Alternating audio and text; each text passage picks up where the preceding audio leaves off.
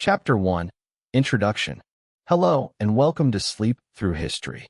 Imagine a city with almost no land of its own, no mines and no grand army, built on a foundation of mud and salt water, standing in a desolate, windswept lagoon. By all logic, this city should never have survived, let alone thrived. And yet, for 1,000 years, this impossible place was one of the richest and most powerful states in the world. This is the story of Venice. So how did they do it? How did this republic of merchants build a vast maritime empire? How did a city with no natural resources become the gateway between East and West? Tonight, we will tell the epic story of the Venetian Republic, La Serenissima. We will explore the genius of its shipbuilders. We will sail with its fleets into the heart of the Crusades. We will follow its merchants as they cornered the world's most lucrative trade in spices and silk. This is a story of incredible ingenuity and political drama. It is also the story of a slow, beautiful decline of a city that was the envy of the world for centuries. But before we set sail, please take a moment to like the video and subscribe. It's a simple and wonderful way to support the channel, and it means a great deal to me. I'm also always curious to know where in the world and at what time you're joining me tonight. So, I'd really love to hear from you in the comments. And now, settle in. Let the noise of the modern world fade away, and let us travel back to a time of marble palaces, silent gondolas, and the scent of Eastern spices. Chapter 2. The City Born from Fear. The story of Venice begins not with a grand design, but with a desperate flight. In the 5th century AD, the mighty Western Roman Empire was crumbling. The prosperous world of northern Italy was being torn apart by barbarian invasions. The most terrifying of these were the Huns, who swept down from the east under their leader, Attila, leaving ruin in their wake. As their cities burned, the Roman citizens of the region, the Veneti, had to flee for their lives. They sought refuge in the one place a horse-mounted army could not follow. This was the vast and desolate lagoon on the coast of the Adriatic Sea. It was not a paradise. It was a hostile maze of mudflats, saltwater marshes, and small shifting islands. But it offered one singular virtue: safety. The shallow, confusing waterways were a natural fortress. The first Venetians were refugees. They were fishermen, saltpan workers, and farmers who had lost everything. On these small, muddy islands, they began to build a new kind of settlement. Their new community was based not on the soil of the earth, but on the salt of the sea. But how do you build a city of stone on a foundation of mud? The Venetians developed an ingenious method. They drove thousands of long, sharpened wooden piles deep through the soft mud. They pushed them down until they hit a layer of hard-packed clay below. This created a dense underwater forest, a solid and stable foundation. On top of these pilings, they would lay thick platforms of timber. Only then could they begin to construct the stone foundations of their houses, churches, and palaces. They were quite literally building a city on top of an upside-down forest. This unique and challenging environment forged a new kind of people. Their roads were canals. Their wagons were boats. Their lives became oriented entirely towards the sea. This daily struggle with the water taught them pragmatism and resourcefulness. The city that was born from fear was not destined to remain a humble refuge. It was poised to use its unique position to become a power in its own right. As the small settlements. Chapter 3. A republic, not a kingdom. Of the lagoon grew into a single thriving city. The Venetians faced a new challenge. They were officially part of the distant Byzantine Empire, but in reality, they were independent. They needed a leader to unite them. However, their history was one of fleeing the brutal tyrants and wearing lords of the mainland. Their deepest fear was recreating the very system of one-man rule that they had escaped. Their solution to this dilemma was a political masterpiece, a system of government that would ensure their stability for 1,000 years. In the 8th century, they created the office of the Doge. The title came from the Latin word dux, meaning leader. The choice was deliberate. He was to be a leader, but not a monarch, a prince, but not a king. Critically, he was elected for life by the city's most powerful families. He was not born into the role. The office was a symbol of the state's continuity, but its power was limited from the very beginning. The true power in Venice lay with the wealthy merchant families. Their fortunes were built on maritime trade. Their greatest fear was that an ambitious Doge could seize absolute power. A single ruler could create a hereditary dynasty, disrupting the commercial enterprise of the city for his own personal glory. The entire Venetian political system, therefore, evolved into a complex and ingenious machine designed to prevent this. The government was a republic, but it was not a democracy. It was a rigid merchant oligarchy. The foundation of this system was the Great Council. This was an assembly made up of the members of all the noble families of Venice. The Great Council was the ultimate source of authority. It elected the members of all the other smaller councils that ran the city. The Doge himself became a kind of constitutional monarch bound by an elaborate oath of office. The checks on his power were almost paranoid in their thoroughness. He could not name his own successor. His sons were forbidden from holding public office during his reign. His official mail had to be opened and read by state censors before he was allowed to see it. He could not even leave the city of Venice without the permission of his own councils. To further protect the state from internal threats, the Venetians created one of history's most famous and feared institutions, the Council of Ten.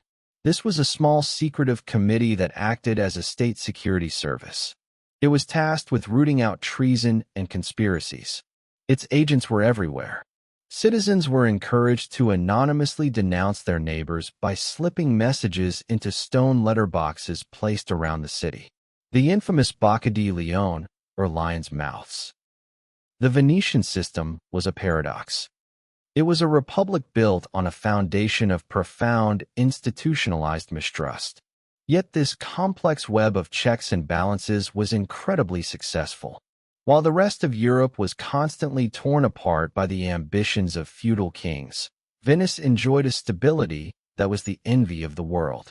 This stability allowed it to focus its entire energy on a single passion, the accumulation of wealth and the building of a great maritime empire. This hostility sometimes erupted into violent riots and massacres. The old alliance had curdled into a relationship of deep mutual suspicion and bitter economic rivalry. By the end of the 12th century, the bond was completely broken. Venice was no longer a servant, but a powerful and independent competitor. The Venetians saw the weakening Byzantine Empire as both a commercial threat and an immense opportunity for plunder. They knew the secrets of Constantinople's wealth, and they knew the weaknesses of its defenses. This long and complicated history of service, economic domination, and bitter resentment is the crucial backstory for the shocking events that were to come, as Venice grew in power and distanced. Chapter 4. From Servant to Master, Venice's Long Game with Byzantium. For the first few centuries of its existence, Venice was not fully independent. It lived in the long shadow of the greatest power in the Christian world, the Byzantine Empire. This was the Eastern Roman Empire. It ruled from its magnificent and fabulously wealthy capital, Constantinople. Venice was officially a Byzantine duchy. It was a distant and semi-autonomous province, a small part of a vast and ancient empire. This connection shaped the city's early character. Venice was a city of two worlds. It was geographically in the west, but its culture, art, and politics all looked to the east. The breathtaking golden mosaics that began to adorn St. Mark's Basilica were created by Byzantine masters or in the Byzantine style. This deep connection to Constantinople gave the Venetians unique access to the most sophisticated markets and trade routes in the world. The Venetians were shrewd and pragmatic subjects.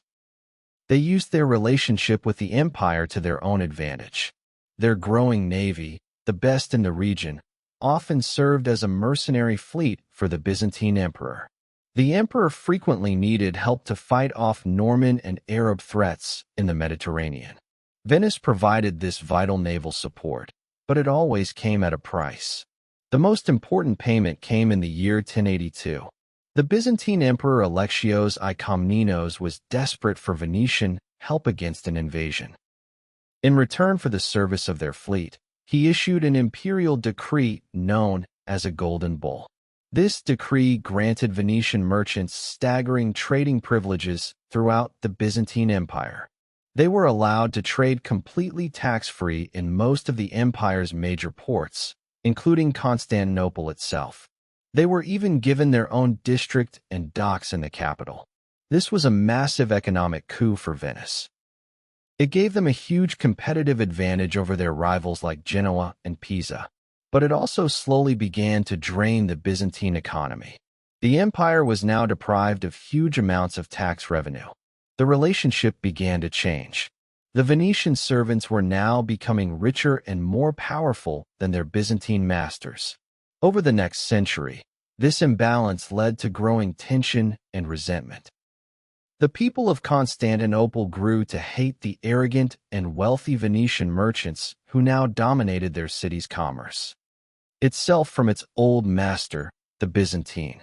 Chapter 5. The Saint and the Lion.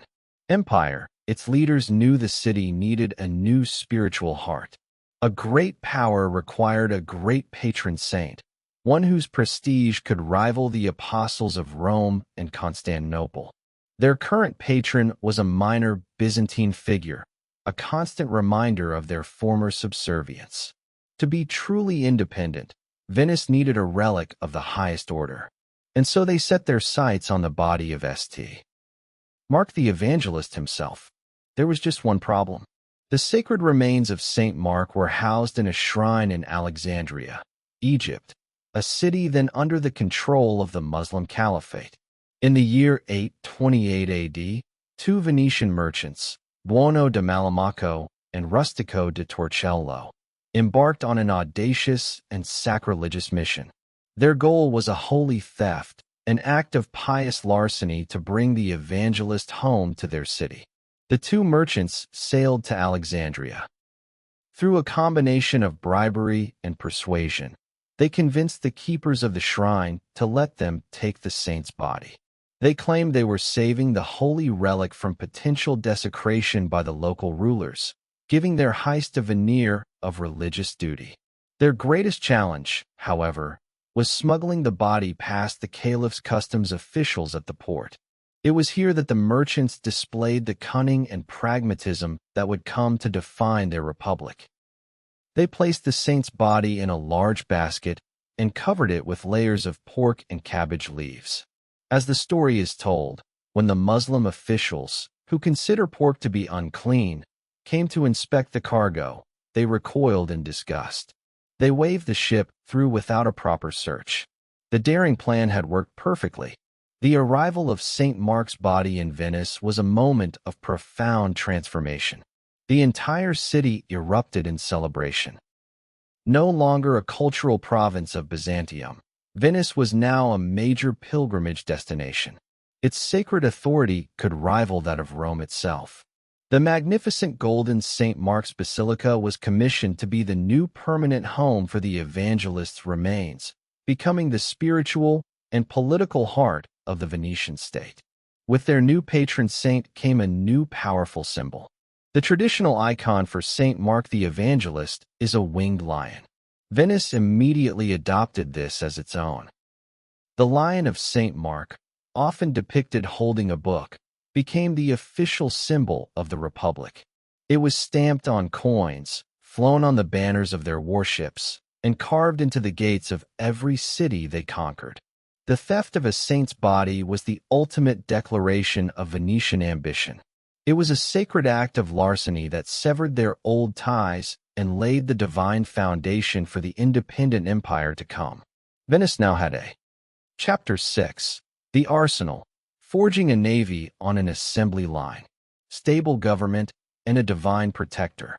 It also possessed a growing naval power, a fleet strong enough to be hired as mercenaries by the Byzantine emperor himself. But what was the source of this incredible maritime might?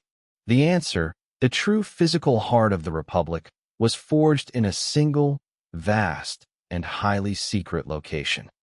Tucked away in the eastern corner of the city, behind high red brick walls and guarded towers, lay the Venetian arsenal. It was not merely a shipyard. It was the largest and most efficient industrial complex in Europe, centuries ahead of its time. The genius of the arsenal was its revolutionary approach to production. In an age where ships were typically built one at a time, the Venetians pioneered the principles of the modern assembly line.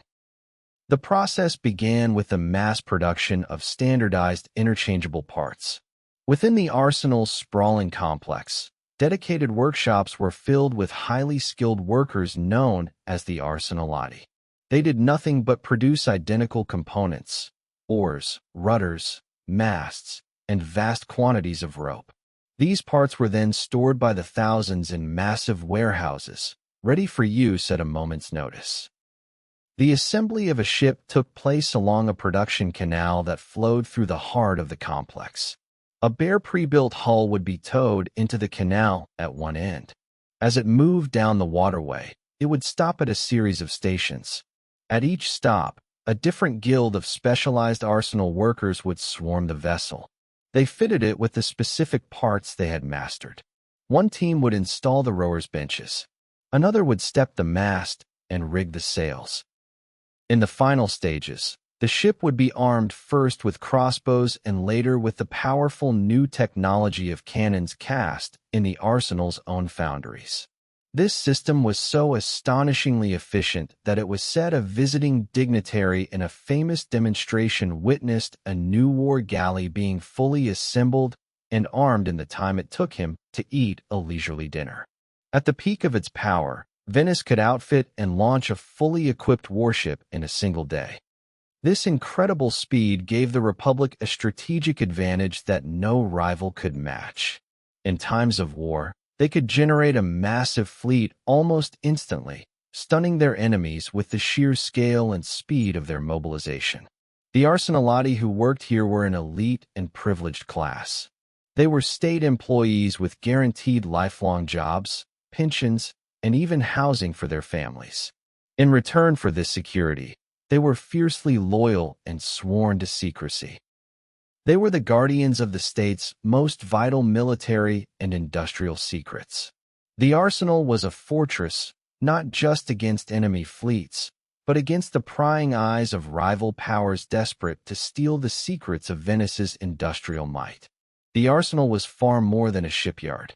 It was the physical manifestation of Venetian ingenuity and pragmatism. It was the factory that allowed a small city built on mud and salt water to project immense naval force across the Mediterranean. The political stability of the Doge's palace provided the will, but the industrial might of the arsenal provided the weapon. The power forged in the Chapter 7, The Wedding of the Sea. Dark halls of the arsenal was put on magnificent display for the entire world to see. This happened on one special day each year, the Feast of the Ascension. On this day, the city celebrated its most important and unique state ceremony. It was a ritual that perfectly captured the soul of the Republic. It was called the Marriage to the Sea. The centerpiece of the festival was the Doge's state barge, the Bucentaur. This was no war galley. It was a floating palace, a breathtaking masterpiece of Venetian craftsmanship. The ship was immense, a double-decked vessel propelled by the arsenal's most skilled oarsmen. Its entire surface was covered in elaborate mythical carvings, all heavily gilded with pure gold leaf. When the Bucentaur was brought out of its special shelter, it was said to look like a golden mountain floating on the water. On the morning of the festival, the Doge would board the Bucentaur. He was dressed in his finest ceremonial robes along with the highest officials and foreign ambassadors. From there he led a grand procession of hundreds of boats out into the lagoon. It was a spectacle of incredible pomp and civic pride. The entire city would turn out to watch the golden barge, followed by a flotilla of brightly decorated gondolas and private yachts. The air filled with music, the pealing of church bells, and the cheers of the Venetian people. The procession's destination was the Lido Inlet. This was the point where the calm waters of the lagoon meet the open expanse of the Adriatic Sea. Here the flotilla would fall silent, and the Doge would perform the ancient and sacred ritual. He would take a consecrated golden ring. He held it aloft for all to see. Then he would recite the solemn, unchangeable Latin vow Desponsimus te, mare, insignum veri perpetuique dominii, which means we marry you, our sea, as a sign of true and perpetual dominion. With those words, he would drop the golden ring into the waves. The act was a yearly renewal of the sacred contract at the heart of the city's existence. It was a prayer for the safety of their sailors and the prosperity of their trade. But it was also a powerful statement of political reality. It declared to the world that the Adriatic was Venice's territory. It announced that the sea was their private highway and that they were its undisputed master. For the Venetians, this was no mere metaphor. Their city was born from the water, protected by the water, and made rich by the water. The sea was their farm, their fortress, and their entire reason for being. To be married to the sea was to state the fundamental truth of their world. This magnificent ceremony was the ultimate expression of the Venetian soul. It was a golden spectacle that proclaimed the source of all their power and glory. At the dawn of the 13th century, Chapter 8, The Blind Doge's Great Gamble. Pope Innocent III declared the Fourth Crusade, a new holy war to sail to the Holy Land and reclaim Jerusalem. The feudal lords of France and the Holy Roman Empire answered the call. They assembled a magnificent army of knights and soldiers. But to strike at the heart of Muslim power in Egypt, they needed a fleet.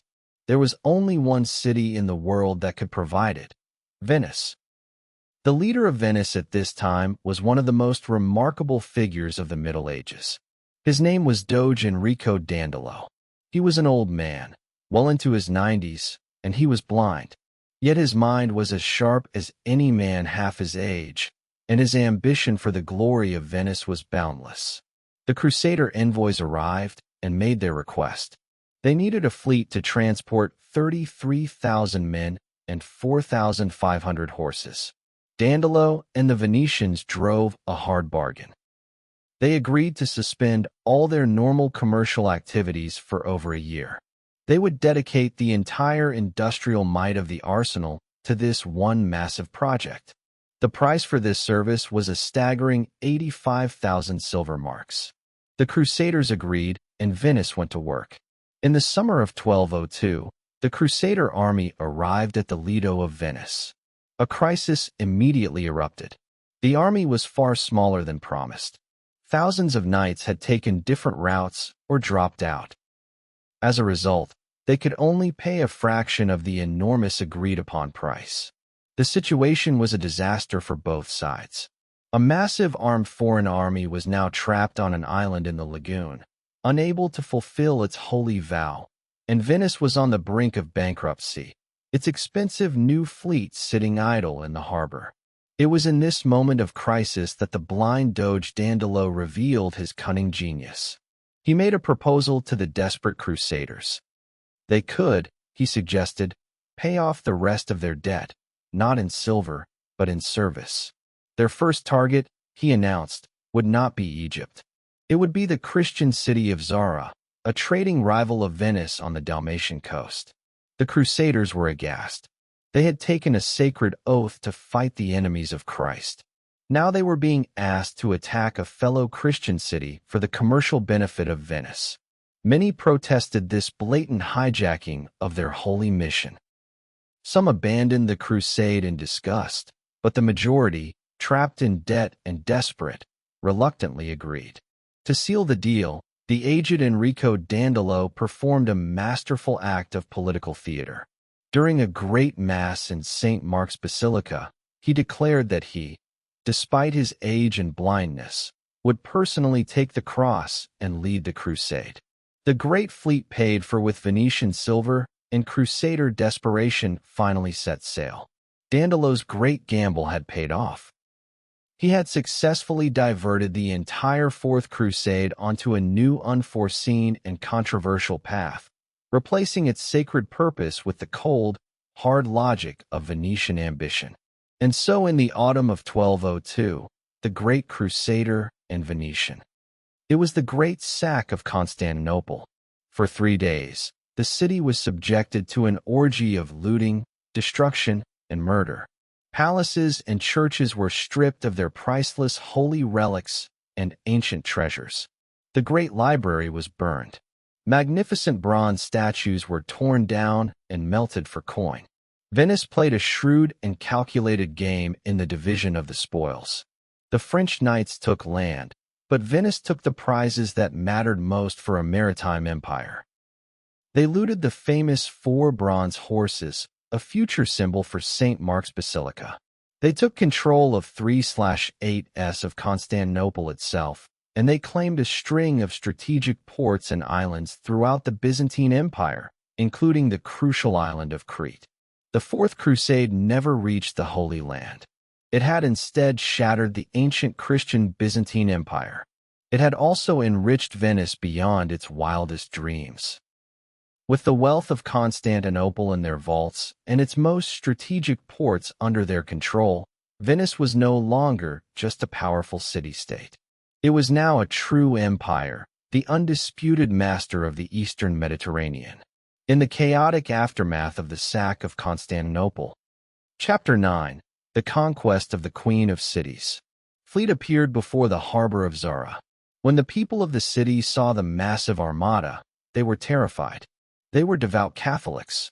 They hung crucifixes and banners of the Pope from their city walls. They pleaded with the Crusaders not to attack their fellow Christians. The Pope himself had explicitly forbidden the act. He had threatened the entire army with excommunication, but the leaders of the crusade were trapped by their debt, and the blind Doge Dandolo was relentless. For Venice, this was business. The siege began. After a brief and brutal assault, the city of Zara fell to the Crusader army. The knights and soldiers, having now paid a portion of their debt in service, entered and sacked the city. It was a grim prelude to what was to come. The army wintered in the conquered city. It was during this cold and tense winter that the destiny of the crusade was changed forever. A new player arrived. He was a young exiled Byzantine prince named Alexios Angelos. He made the crusader leaders a breathtaking offer. He asked them to sail to Constantinople and help him take the throne. In return, he would pay their entire debt to Venice. He would also finance their onward journey to Egypt and submit the Orthodox Church to the authority of the Pope. For the French and German knights, this was a tempting justification. They could restore a rightful heir and unite the Church, all while solving their financial crisis. For the Venetians, it was the opportunity of a lifetime. Constantinople, the Queen of Cities, was the wealthiest metropolis in the world. It was also Venice's greatest commercial rival. The chance to place a friendly, indebted emperor on its throne was a prize for which Enrico Dandolo was willing to risk everything. In the summer of 1203, the Crusader fleet arrived before the immense legendary walls of Constantinople. The citizens of the world's greatest Christian capital were stunned to see a fellow Christian army at their gates. The initial assault was successful. The usurper on the throne fled. The young Prince Alexios was installed as co-emperor. But the triumph was short-lived. The new emperor quickly discovered that the city's treasury was empty. He was unable to pay the vast sums he had promised. Tensions exploded. The Crusader army camped outside the walls felt betrayed. They watched as a popular uprising overthrew their puppet emperor, who was brutally murdered. With no hope of payment, the Crusaders made a fateful decision. They would take their payment by force. In April of 1204, they unleashed a full-scale assault. The Venetian fleet played a crucial role. Their ships acted as floating siege towers, allowing them to storm the sea walls. After a desperate battle, the defenses were breached. The Crusader army poured into the wealthiest city in Christendom. What followed was one of the most shameful events in medieval history. This was not an empire of settlement. It was a commercial and military machine. Each island and port in the Stato de Mar served a specific purpose. They were safe harbors where Venetian merchant galleys could rest, resupply, and shelter from storms and pirates. They were naval stations where squadrons of Venetian warships could be based. This allowed them to police the sea lanes and project power far from home. And they were commercial centers where Venetian merchants would collect local goods to be funneled back to the markets of Venice. Life in these colonies was typically overseen by a Venetian governor. He was a nobleman sent from the city to rule over the local, mostly Greek population. It was often a pragmatic, businesslike form of rule. It was more concerned with collecting taxes and ensuring the smooth flow of trade than with changing the local culture. The Stato de Mar was the ultimate expression of the Venetian worldview. It was an empire designed by merchants for merchants. Every island and every harbor was chosen not for its size, but for its strategic and commercial value. This network of naval bases and trading posts was the hardened skeleton that supported their vast commercial body. It allowed them to control the flow of wealth from the east back to the heart of their city with unparalleled efficiency and security. They had built their city on the water, and now they had built their empire on it as well. Chapter 10. The Stato de Mar, an empire of ports and islands. The French and German Crusader lords scrambled to carve out feudal kingdoms for themselves. They claimed vast tracts of land from the fallen Byzantine Empire. The Venetians, however, played a much more calculated and strategic game. They had no interest in governing large rebellious inland populations or managing feudal estates. Their ambition was not for land. It was for the sea itself. From the spoils of the fallen empire, they meticulously crafted a new kind of empire, one perfectly suited to a republic of merchants, the Stato de Mar, the state of the sea. While the other crusaders claimed their share in territory, Venice claimed its share in trade routes. Their strategy was to create a long, unbroken chain of fortified ports and islands that would act as stepping stones. It was a maritime highway stretching all the way from the Venetian lagoon to the Black Sea. It was a string of pearls where each pearl was a strategic harbor, a naval base, and a commercial outpost. This would guarantee the safety and supremacy of Venetian shipping. From the partition of the Byzantine Empire, Venice acquired a series of key locations. They secured the most important ports along the coast of Greece. They took control of the Cyclades Islands in the Aegean, but their greatest prize was the massive and strategically vital island of Crete. Known to the Venetians as the Kingdom of Candia, Crete became their most important overseas colony. Its position allowed them to dominate the shipping lanes of the entire eastern Mediterranean. It served as a crucial naval base and a source of valuable goods for centuries. It was there in that prison cell that he met a writer of romances named Rustichello de Pisa. To pass the time, Marco Polo dictated the entire story of his incredible journey to his cellmate. The resulting book, The Travels of Marco Polo, became an instant sensation. Though many at the time dismissed it as the Million Lies, a collection of fantastic fables, it was the first detailed and realistic account of the Far East that Europe had ever seen. It would inspire future generations of explorers, including Christopher Columbus himself, and would forever cement the legacy of a Venetian merchant who had journeyed to the end of the world and back. Venice. Chapter 11. The Story of Marco Polo.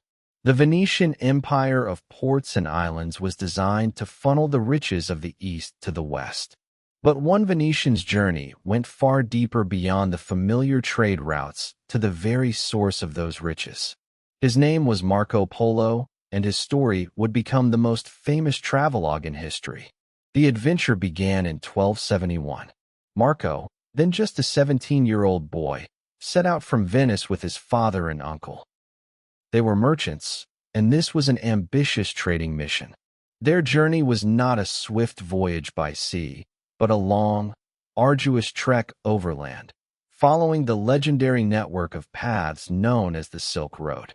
For 3.5 years, they traveled, crossing the mountains of Anatolia, the deserts of Persia, and the towering Pamir Mountains, the roof of the world. Finally, they arrived at their destination, the opulent, almost mythical court of Kublai Khan, the Mongol Emperor of China.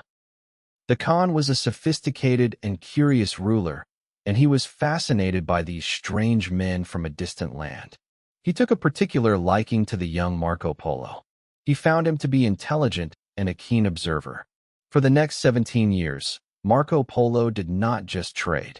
He became an honored emissary and official in the Khan's vast and powerful empire. He traveled all over China on the Khan's business, seeing wonders that no European had ever witnessed before. He saw cities of immense size far grander than anything in Europe. He saw the burning of black stone or coal for heat. He saw the use of paper money, a concept completely alien to the West. He witnessed the workings of the efficient Mongol postal system and heard tales of the distant islands of Japan. After 24 years away from home, the Polos finally received the Khan's permission to return. Their journey back was just as perilous, this time by sea through the South China Sea and across the Indian Ocean. When they finally arrived back in Venice in 1295, they were almost unrecognizable, dressed in tattered Mongol clothing. Legend says that at first their own family did not believe it was them. To prove their story, they cut open the seams of their rough clothes, and a river of priceless jewels, rubies, sapphires, and diamonds hidden from pirates and bandits poured out onto the table. Marco Polo's incredible adventure had one final ironic twist. A few years after his return, Venice was at war with its great rival, Genoa. Marco, now a wealthy man, commanded his own galley in the Venetian fleet at the Battle of Curzola in 1298. The Venetians were crushed and Marco Polo was captured and thrown into a Genoese prison. Chapter 12. The Rivals' Last Stand. The War of Chioggia had built an empire, and its merchants, like Marco Polo, had journeyed to the ends of the earth. But the great rivalry with Genoa, their powerful twin, on the other side of Italy, was not yet settled. One final brutal war was needed to decide the true master of the Mediterranean. This was the War of Chioggia, the last and most desperate struggle between the two lions of the sea. The war began in 1378.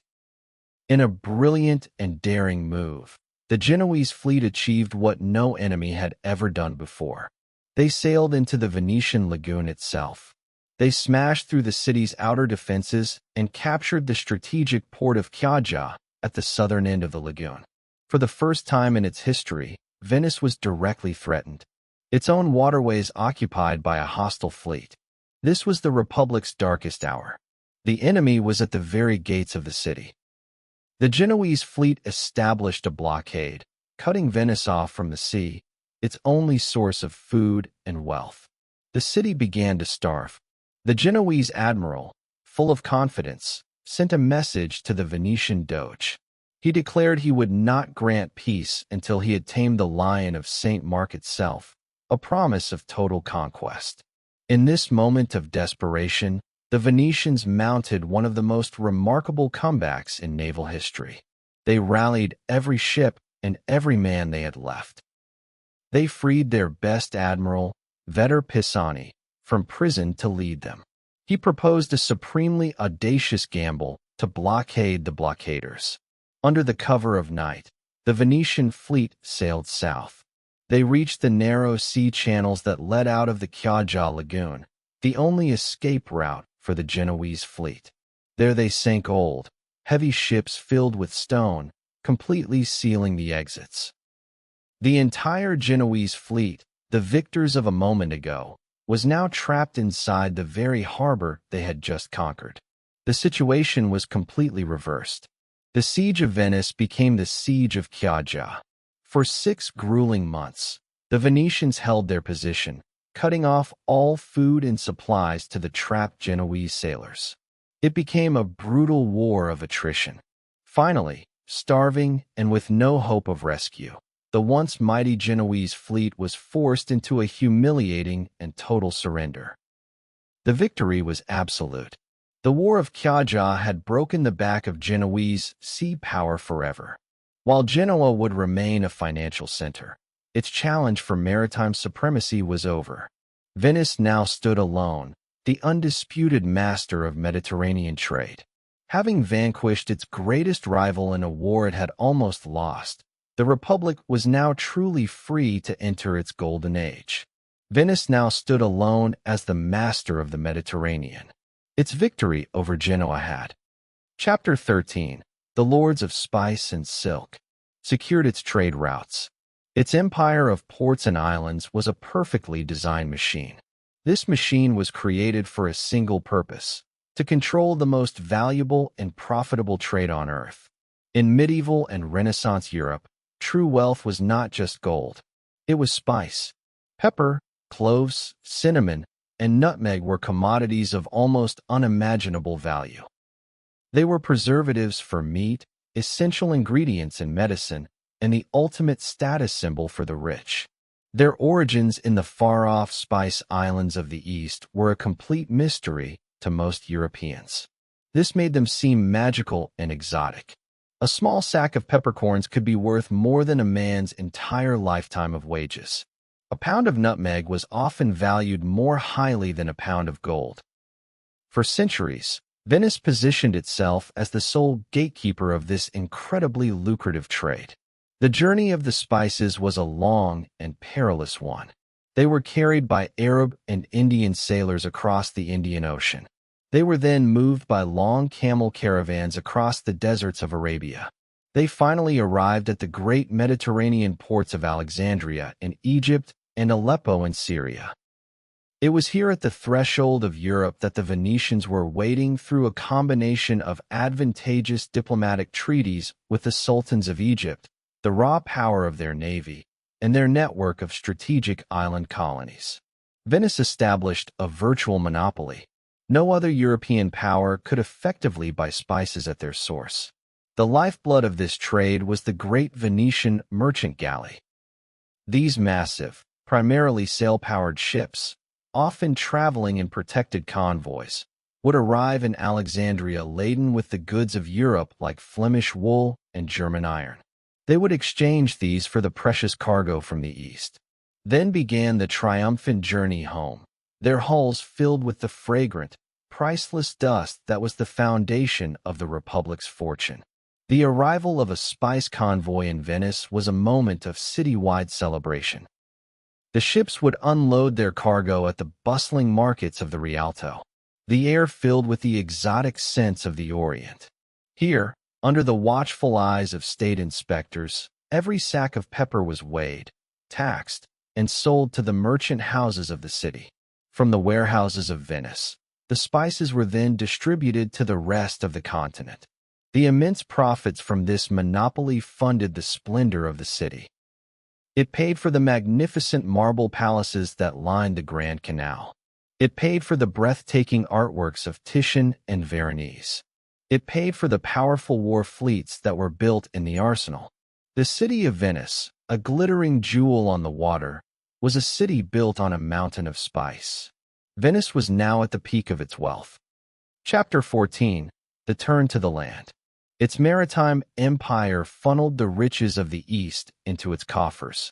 But this success created a new and dangerous vulnerability. For centuries, the Republic's only real threats had come from the sea.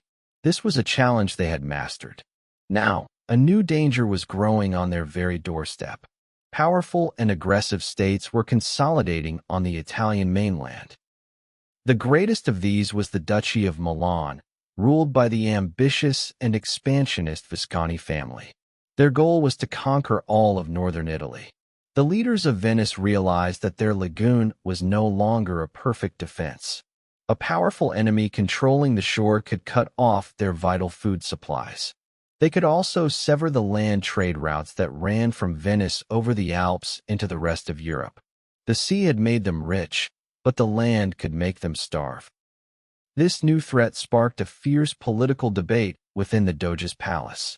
One faction of nobles, the traditionalists, argued that Venice was a creature of the sea. They warned that getting involved in the treacherous and expensive land wars of Italy would be a disastrous mistake. It would betray the city's true nature. The other faction, the expansionists, argued that they had no choice.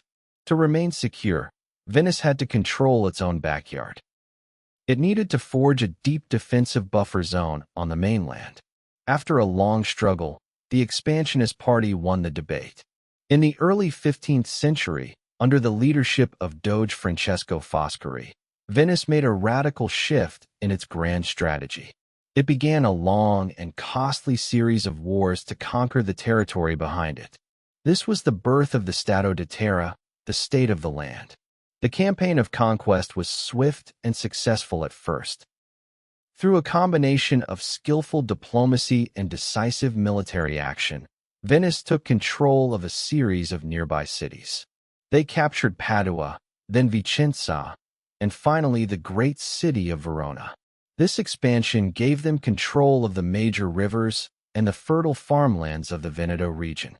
For the first time, Venice had secured its own food supply.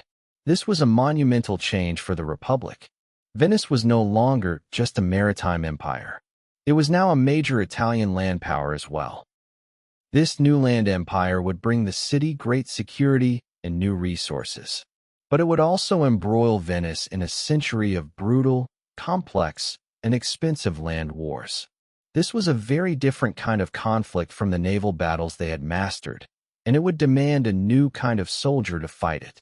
Venice had committed itself to a new future, one of conquest on the. A captain might switch sides in the middle of a war if a rival state offered him a better contract. The pragmatic Venetians used these mercenaries because they had to, but they deeply distrusted them. The Republic's greatest fear was that a successful and popular general could become a military dictator. He could use his army to overthrow the state, as had happened in other Italian cities. Because of this, Venice constantly monitored its own generals. They sent political officials to watch over them in the field and report back to the dreaded Council of Ten. The most famous and tragic example of this mistrust is the story of the great General Francesco Busoni, known as Carmignola. He was a brilliant condottiero originally in the service of Venice's great rival Milan. Venice hired him away with a massive contract, and he won several major victories for the Republic. He became a celebrated hero, but the state soon began to suspect his loyalty. They questioned his lack of aggression in later campaigns, suspecting he was secretly in contact with his former employers in Milan. In 1432, the Venetian government acted with chilling precision. They invited their celebrated general back to the city, supposedly to discuss future strategy. Carmignola was welcomed with great honor at the Doge's palace. But as he entered a side chamber, the doors were locked behind him. He was arrested by order of the Council of Ten. After a secret trial for treason, he was found guilty.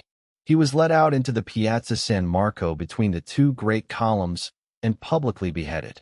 The story of Carmignola was a brutal and unmistakable message to all who would serve the Republic. Venice would use the condottieri to conquer its land empire, but it would never, ever trust them. This was the violent and paranoid world of Renaissance land warfare. It was the price Venice had to pay to forge and defend its Stato di Terra, its empire on the land. Chapter 15. The Age of the Condottieri. Italian mainland. But the Republic of Merchants faced a serious problem. Its citizens were sailors and shipbuilders, not professional land soldiers. To fight its wars on the terra firma, Venice, like the other great Italian states, turned to the masters of Renaissance warfare, the condottieri. A condottiero was a professional mercenary captain. He did not fight for patriotism or a king. He fought for a contract, the condotta. This contract specified his pay, the number of troops he would provide, and the duration of his service. These captains were entrepreneurs of violence. They ran their own private armies complete with heavily armored cavalry and infantry. They were often minor nobles who saw warfare as a path to wealth, power, and fame. This system created a unique style of warfare. It was a business. A condottiero's most valuable assets were his experienced soldiers and his expensive war horses. He was often reluctant to risk these assets in bloody, decisive battles that could wipe out his army and his livelihood. Warfare often became a slow, complex game of maneuver, long sieges, and strategic skirmishes. The goal was to outsmart your opponent and capture territory with minimal losses. Betrayal was also common. Chapter 16. The Black Gondola, Symbol of a City. Story of Venice is one of constant contrast. While its hired generals fought grimly on the dusty plains of Italy, the city they were protecting was being transformed by a river of gold flowing from the east. This incredible wealth didn't just fund wars. It created a unique and magnificent way of life. The great spice convoys brought unimaginable wealth into Venice. This wealth transformed the city, funding its art and architecture. It also shaped the daily life on its unique watery streets. And no symbol is more connected to the life of the city than its most famous vessel, the gondola. For centuries, the canals of Venice were its roads. Everything and everyone moved by boat. The gondola evolved as the perfect vehicle for this unique environment. Its design is a work of subtle genius. It is long and slender to navigate the narrowest canals. It has a flat bottom to clear the shallow waters. And most cleverly, its hull is asymmetrical, built with a slight curve. This asymmetry is what allows a single gondolier standing at the stern with a single or to propel the boat in a straight line. The gondoliers themselves were a powerful and respected part of Venetian life. They were members of a historic and tightly controlled guild. They knew the secrets of the city's labyrinthine canal network better than anyone.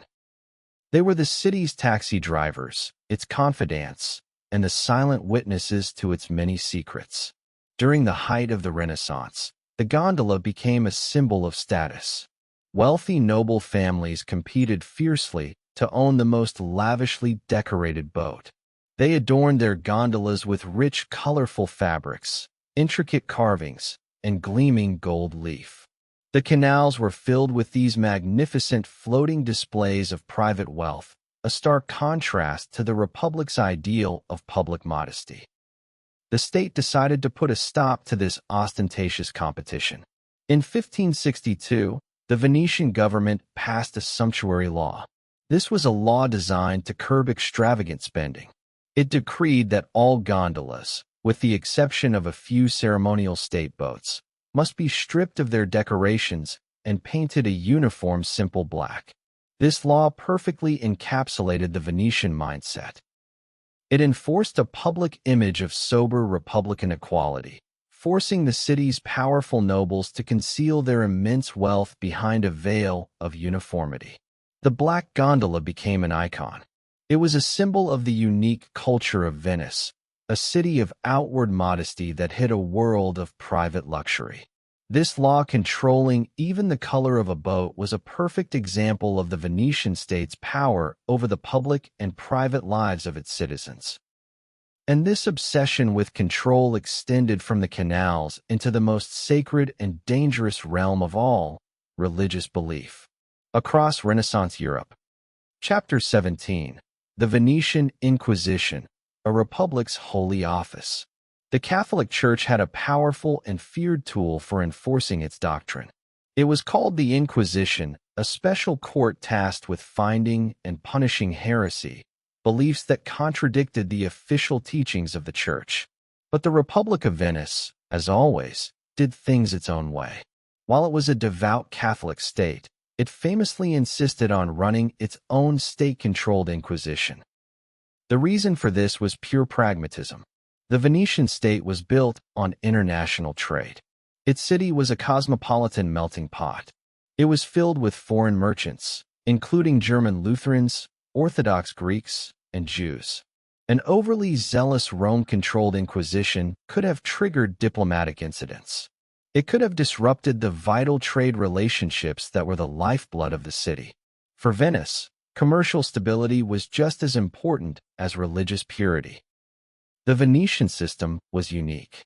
The tribunal itself was composed of religious figures. This included the papal nuncio and the Patriarch of Venice. But there was a crucial difference. 3 lay observers were required to be present at every trial. These were Venetian noblemen appointed by the state, known as the Savii alla Regia. These observers had no vote in the verdict, but their presence ensured that the state monitored all proceedings. The interests of the Republic were always protected.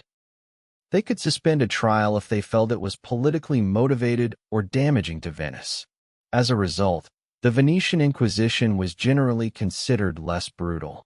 It was more pragmatic than its counterparts in Spain or Rome. Its focus was on public repentance and conformity, not on mass executions. While it did prosecute people for heresy, its methods were always tempered by the state's need for stability. They were especially concerned with the city's large German merchant community. They feared the spread of Protestantism could become a source of political unrest. This independent streak led to constant tension with the papacy in Rome. The Pope saw Venice's state-controlled Inquisition as a challenge to his authority. This was part of a larger pattern for the Republic. Venice consistently prioritized its own state interests over the demands of the Church, a stance that was unique among the Italian states. The Venetian Inquisition is a perfect example of the Republic's unique character.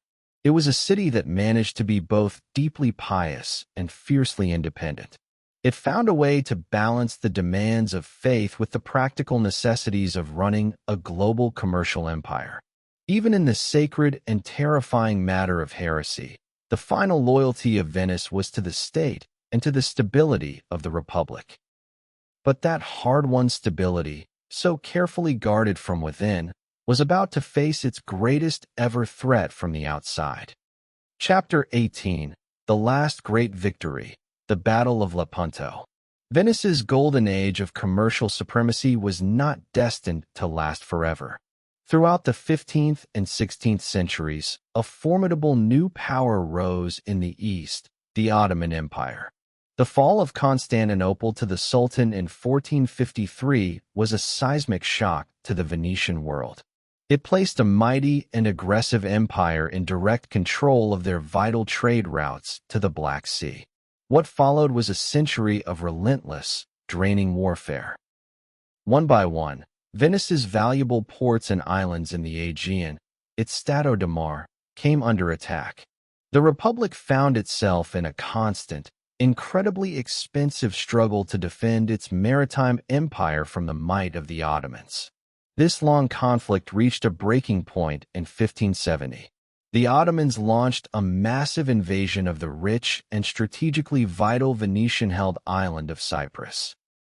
Venice, knowing it could not face the full might of the Ottoman navy alone, sent desperate pleas across Europe for a new crusade. In response, a holy league of Christian powers was formed. The fleets of Spain, the Papal States, and other Italian states joined with Venice to confront the Turkish menace. The result was the largest naval battle fought in the Western world since antiquity, the Battle of Lepanto. In the autumn of 1571, the 2 colossal fleets met in the Gulf of Patras off the coast of Greece. The sight must have been breathtaking. On one side, over 200 Ottoman galleys, their oars churning the sea. On the other, the combined Christian fleet of a similar size, a forest of masts and banners. This would be the last great battle in history to be fought primarily by oar-powered galleys. At the heart of the Venetian fleet were 6 revolutionary new warships. They were called galleasses. These were massive hybrid ships, taller than a normal galley. They were packed with a formidable number of cannons acting as floating fortresses. As the battle began, the Venetian galleasses were towed in front of the main Christian line. They unleashed a devastating barrage of cannon fire. This smashed the Ottoman formation before the main fleets even clashed. What followed was a brutal, chaotic, and incredibly bloody clash. For hours, the two fleets grappled in a swirling battle. The sea was filled with the crash of ramming ships and the roar of cannons. Galleys would lock together. The fighting became a desperate hand-to-hand struggle on the blood-slicked decks. The Christian fleet slowly gained the upper hand. Their superior firepower made the difference. Venetian and Spanish soldiers boarded the Ottoman flagship. In a climactic struggle, they captured the vessel and killed the Ottoman admiral. The sight of their admiral's banner falling sent a wave of panic through the Turkish fleet. The battle turned into a rout. The victory at Lepanto was absolute and overwhelming. The Ottoman fleet was annihilated. Thousands of Christian galley slaves were freed from their oars. News of the victory was met with ecstatic celebration across Europe. For Venice, it was a moment of immense triumph and pride. It was their last great heroic victory on the world stage. However, the triumph was short-lived. The Holy League soon fell apart due to political infighting. Venice, left to face the Ottomans alone, was eventually forced to cede the island of Cyprus in a treaty. The great victory at Lepanto was a glorious military achievement. Republic did not surrender its position without a fight. They tried diplomacy, attempting to forge an alliance with the Sultan of Egypt to fight the Portuguese in the Indian Ocean. They even considered one of the most audacious engineering schemes of the age, to dig a canal at Suez to get their own fleet into the Red Sea. But it was too late. The world had fundamentally changed. Venice had not been defeated in a great battle. It had simply been bypassed. The world's center of economic gravity was shifting from the familiar waters of the Mediterranean to the vast open expanses of the Atlantic. The great age of discovery had ironically become the cause of Venice's long, slow, and irreversible decline. The foundation of Venice's immense wealth was. Chapter 19. The world changes course. But it could not reverse the long, slow tide of history that was now running against the Republic. The true threat to Venice's future was not an Ottoman fleet, but a new map of the world being drawn by the daring explorers of a rival nation. At the end of the 15th century, Venice's wealth was built on its absolute monopoly on the spice trade. All of Europe had to buy its pepper and cinnamon from Venetian merchants at a high price. But for decades, the Kingdom of Portugal, under the guidance of figures like Prince Henry the Navigator, had been systematically investing in a different path. They sponsored voyages that pushed further and further down the unknown coast of Africa. They developed new, more resilient ships like the Caravel designed to withstand the harsh Atlantic Ocean. Their goal was singular and obsessive, to find a direct sea route to the Indies and to break the Venetian monopoly forever. In 1488, the explorer Bartolomeo Dias finally rounded the Cape of Good Hope, proving that the Indian Ocean could be reached. The path was open. A decade later, in the summer of 1497, a determined Portuguese captain named Vasco da Gama set out from Lisbon with 4 small ships to complete the mission. His journey was an epic of survival. He battled ferocious storms on the open Atlantic, lost many of his crew to scurvy, and fought his way past hostile traders in Africa who saw him as a rival.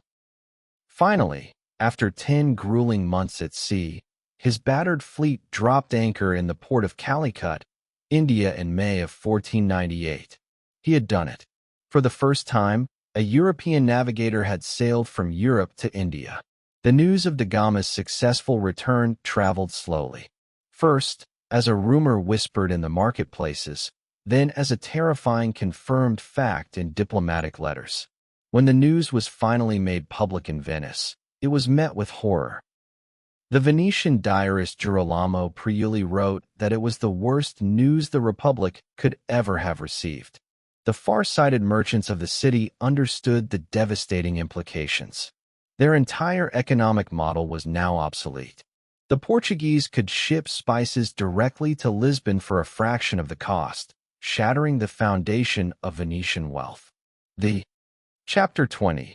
The long, gilded sunset. Crumbling. But the city would not collapse into ruin. Instead, faced with a world that no longer needed it as a marketplace, the Republic began a magnificent and final transformation. It decided that if it could no longer be the world's most powerful city, it would become its most beautiful, most captivating, and most entertaining one. As its political power slowly faded throughout the 17th and 18th centuries, its cultural power exploded. Venice became the essential destination on the Grand Tour. This was a rite of passage for wealthy young men from across Europe, especially from Britain. They journeyed to the continent to complete their education, and Venice was their playground. They came seeking not its commercial power, but its artistic treasures, its beautiful music, and its legendary reputation for sophisticated and decadent freedom. Far from the rigid social rules of their home countries, the ultimate expression of this new identity was the famous Carnival of Venice. It was not a short festival, but a months-long season of public celebration and masquerade balls that took over the entire city. The central feature was the mask. Behind a simple papier-mâché mask, a nobleman could mingle with a commoner, and a commoner could feel like a king. The anonymity of the mask dissolved the city's rigid social structures. It created an atmosphere of intrigue, romance, and illicit adventure in the labyrinthine streets. This was the era when Venice became the undisputed capital of pleasure. The city opened the Western world's first public and legal gambling house, the Ridotto. Here, under the watchful eyes of the state, masked aristocrats and wealthy travelers would risk entire fortunes in silent, high-stakes games of chance. It was also the golden age of the famous Venetian courtesans, highly educated and cultured women who were celebrated in art and poetry. And it was the birthplace of public opera, with magnificent theaters attracting the best singers and composers in the world. This final era was also a last brilliant golden age for Venetian art and music. It was the city of the composer Antonio Vivaldi.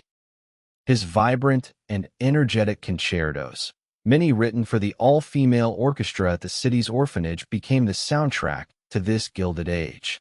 It was also the city of the great view painter Canaletto. His breathtakingly detailed and sun-drenched paintings of the Grand Canal and St. Mark's Square were the ultimate souvenirs for the Grand Tour travelers. His work was so precise and evocative that it defined the world's image of Venice for centuries to come. As the 18th century drew to a close, Venice was a city of breathtaking beauty. Chapter 21. The Final Surrender. Also a city of profound political stagnation. The Republic was a living museum, a capital of pleasure, but its military was a shadow of its former self. Its ancient oligarchic government was ill-equipped to deal with the violent new forces that were about to be unleashed upon Europe. That new force was the French Revolution. Its instrument was a brilliant and utterly ruthless young general named Napoleon Bonaparte. In 1796, Napoleon's revolutionary army swept into northern Italy. It shattered the old Austrian order in a series of lightning-fast victories. The Republic of Venice, clinging to its long-held tradition of neutrality, desperately tried to stay out of the conflict. But in this new age of revolutionary warfare, there was no room for neutrality. Napoleon, having conquered the surrounding lands, accused Venice of being secretly hostile to France. He marched his armies to the very edge of the lagoon. For the first time in over 1,000 years, a hostile army stood at the shores of Venice. Napoleon issued a stark ultimatum to the Doge and the Great Council. They must dissolve their ancient government and establish a new democratic municipality aligned with France. If they refused, his army would be an Attila for the Venetian state. The threat was clear: surrender or face total destruction. The final agonizing debate took place within the Doge's palace. The ruling families of Venice were assembled in the Great Council chamber. Their faces were pale with fear. They knew the reality of their situation. Their small army was no match for Napoleon's hardened veterans. Their city was indefensible against modern artillery placed on the shore. They were faced with an impossible choice. They could make a heroic but suicidal last stand which would see their magnificent city burned and looted. Or they could accept a quiet, humiliating surrender that might at least preserve Venice itself. On May 12, 1797, the last Doge of Venice, Ludovico Manin, addressed the council with tears in his eyes. He told them that the Republic was finished. He urged them to accept the French terms. As the vote was being taken, the sound of a few musket shots from outside sent a wave of panic through the chamber. Believing a revolt had begun or that the French were already attacking, the noblemen voted in a rushed and undignified scramble. The 1,000-year-old Republic of Venice did not end with a roar of defiance. It ended with a whimper of fear. The final moments were filled with a profound and quiet sadness. Doge Ludovico Manin returned to his private apartments. He removed his ducal cap, the corno ducale, and handed it to his servant, saying simply, "Take it. I shall not be needing it again." A few days later, French troops entered St. Mark's Square, the first time a foreign army had ever occupied the city. They looted its treasures. They took the 4 great bronze horses from the basilica and shipped them to Paris as spoils of war. The magnificent golden Bucentaur was publicly broken apart and burned for its gold. From there, the heart of their Aegean power was the crown jewel of their overseas empire, the island of Crete. In the beautiful port city of Chania, the entire old harbor is a complete Venetian creation, while in the capital, Heraclion, the colossal walls and seaside fortress are a testament to the centuries Venice spent defending its most precious colony. Moving back towards Venice, the Greek island of Corfu served as the heavily armed gateway to their home waters. Its magnificent old and new fortresses still dominating the city. The trail continues north up the Adriatic coast into modern-day Croatia and Montenegro. The breathtaking fortifications of Kotor and the defensive works of Zadar, the very same city of Zara from our story, showcase their absolute dominance of this coastline. These great fortresses of the sea are so significant that they are part of a grand UNESCO World Heritage Site called the Venetian Works of Defense. This same site also honors the fortifications of Venice's powerful land empire, the Stato di Terra. On the Italian mainland, the powerful walls of Bergamo still loom over the modern city. A 4-mile circuit of massive stone bastions and monumental gates encircling the entire historic hilltop town. At Peschiera del Garda, the Venetians transformed an island at the mouth of a river into a formidable pentagonal fortress, its powerful ramparts rising directly from the waters of the lake. And on the eastern frontier stands the incredible fortress city of Palma Nova, a perfect 9-pointed star designed by the most brilliant military architects of the Renaissance.